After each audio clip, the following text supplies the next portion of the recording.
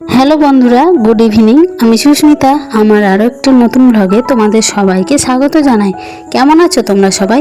আশা করি তোমরা সবাই খুব ভালো আছো। আমরাও খুব ভালো আছি।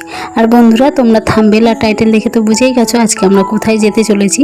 আর এই তো আমরা সবাই রেডি হয়ে পড়েছি, আর ছোট্ট সোনাও রেডি হয়ে গেছে।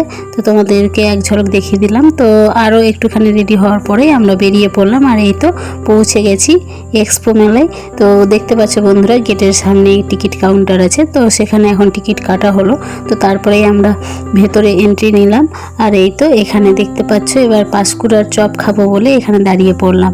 তো সেই জন্যই এখানে একটু ভিডিওটাও করে নিলাম। আর পাঁশকুড়ার চপ খেতে তো দারুণ লাগে। প্রত্যেক বছরই আমরা এখানে পাঁশকুড়ার চপ খাই। তবে বন্ধুরা, এক্সপো মেলা ঘুরে আসার পরে যদি আমরা পাঁশকুড়া চপটা খাই তাহলে তো অনেকটাই শেষ হয়ে যায়, একদম বাছা পাওয়া যায়। আর তারপরেও কোনোটা পছন্দ মতো পাওয়া যায়, আবার যায় না। তো দেখতে পাচ্ছ এখানে আমরা হিমসাগর ফ্লেভারের একটা চপ নিলাম, আর তার সাথে মোচার চপও নিয়েছি।